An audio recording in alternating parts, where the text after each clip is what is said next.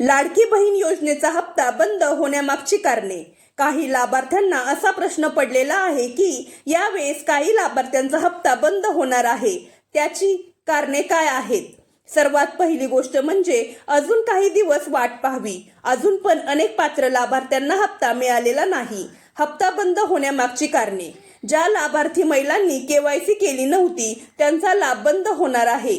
काही लाभार्थ्यांनी केवायसी केलेली होती, परंतु त्यांनी चुकीचा पर्याय निवडलेला होता। त्यानंतर परत केवायसी दुरुस्त करण्यासाठी मुदत देण्यात आली होती, परंतु त्यावेळेस दुरुस्ती केली नसेल तर अशा लाभार्थ्यांना देखील लाभ मिळणार नाही। काही लाभार्थ्यांना शेवटपर्यंत केवायसी करता आली नाही, त्यांना देखील लाभ मिळणार नाही। ज्यांची केवायसी बरोबर होती त्यांना परत केवायसी करण्याची गरज नव्हती, अशा लाभार्थ्यांनी काळजी करू नये। घरामध्ये शासकीय नोकर असल्यास लाभ दिला जाणार नाही।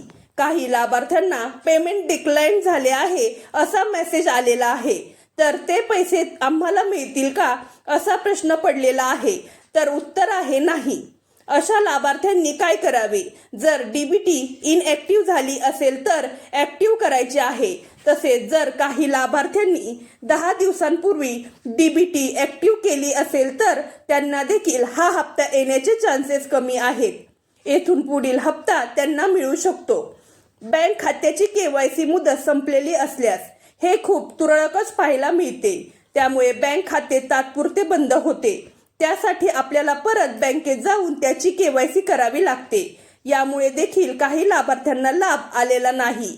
त्याचबरोबर काही लाभार्थ्यांचे पैसे जमा झालेले आहेत, परंतु त्यांना मेसेज आलेला नाही। त्यामुळे नक्की एकदा चेक करा पैसे जमा झालेले आहेत की नाही। नुकतेच काही दिवसांपूर्वी बँक खाते बदलले असेल तर यावेळेसचा लाभ मिळणार नाही, पुढील हप्त्याचा लाभ मिळेल। तसेच ज्या लाभार्थ्यांची वयाची 65 वर्ष पूर्ण झालेली आहेत अशा लाभार्थ्यांना लाभ मिळणार नाही। नुकतेच काही महिन्यांपूर्वी कुटुंबातील सदस्याच्या नावावरती 4 चाकी गाडी खरेदी केली असेल तरी देखील तुमचा लाभ बंद होण्याची शक्यता आहे। तसेच कुटुंबातील सदस्य आयकरदाता असेल किंवा ITR फाईल दाखल केलेली असेल तरी देखील तुमचा हप्ता थांबू शकतो। परंतु या सर्व गोष्टींमध्ये तुम्ही पात्र असाल आणि तरी देखील तुम्हाला हप्ता आलेला नसेल तर योजनेचे काही नियम व अटी आहेत, त्या वेबसाईटवरती दिलेल्या आहेत। त्याचे उल्लंघन झाले असेल तरी देखील लाभ मिळणार नाही। वरील सर्व मुद्द्यामध्ये पात्र असाल तर काळजी करू नये। तसेच याबद्दलचे काही प्रश्न असतील तर तुम्ही कमेंटमध्ये विचारू शकता।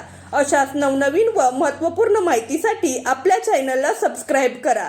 चला तर मग भेटूया पुढच्या व्हिडिओमध्ये। धन्यवाद।